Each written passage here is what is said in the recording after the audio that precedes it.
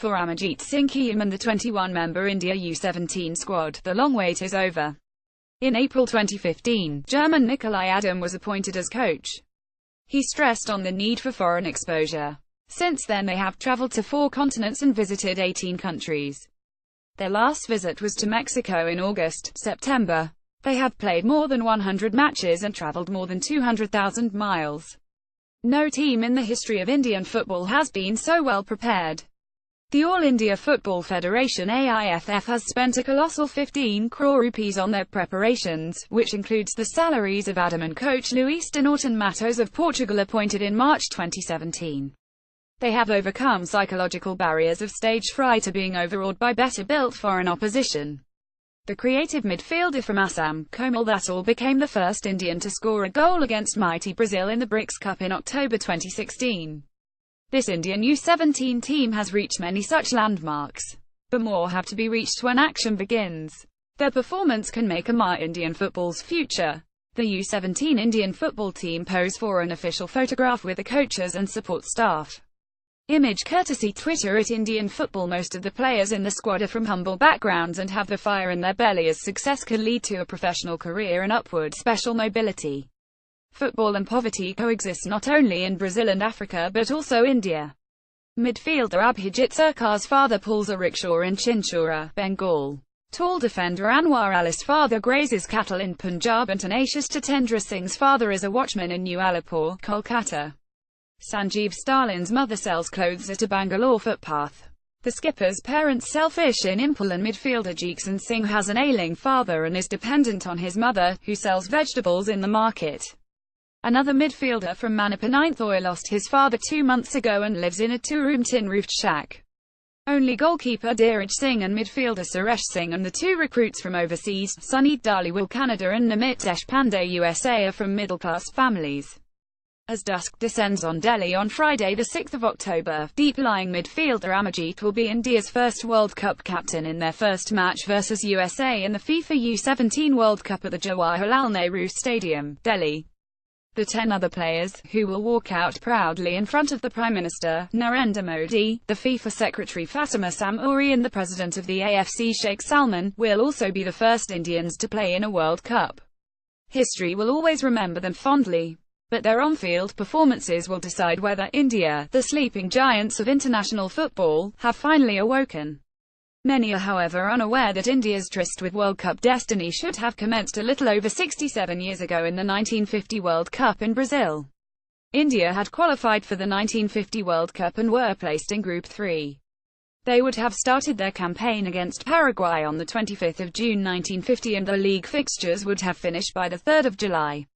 Other teams in the group were Italy and Sweden. The late Padma Shri Sailan Manna would have been the first Indian captain in the World Cup.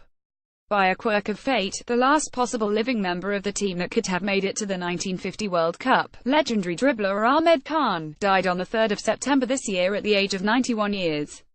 There are many reasons for the 1950 World Cup withdrawal. The popular myth is that the All India Football Federation AIFF declined, as most of the Indian stars played barefoot and it was felt they would be out of depth if, as per FIFA rules, they would have played with boots. The AIFF was worried that against professional teams, India would lose heavily and it would mar the reputation they earned in the 1948 London Olympics, lost narrowly 12 to France. Other factors such as paucity of foreign exchange and a long journey by ship forced India to pull out of this tournament. Another excuse offered was that Indian players were not used to 90-minute football. This was correct, as until the 1970s, matches in India's domestic competitions used to be played over 70 minutes instead of 90, implying that invariably teams would tire towards the end and concede late goals. With some physical training, this hurdle could have been crossed. The reality was probably a concatenation of several reasons, boots being just one of them. Also in 1950 the World Cup lacked the glamour and universal appeal that it has nowadays. So the AIFF wanted to concentrate on the Olympic football tournament and forthcoming 1951 Asian Games in Delhi. The Indian players of that era also did not realize the importance of the World Cup and so took no initiative to participate. Due to the gold medals won by the Indian hockey team, they thought the Olympics were the more important event. There was also the needless apprehension that if India took part in the World Cup, then their players would be branded as professionals and prevented from taking part in the Olympics and Asian Games. In those days only amateur sports persons participated in the Olympics.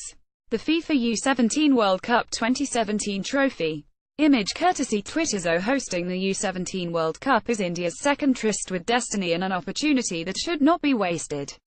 India are the fifth Asian country after China, Japan, South Korea and UAE to host the U17 World Cup. The other nations built on the momentum of having hosted a global football event and have all made the Senior World Cup finals at least once.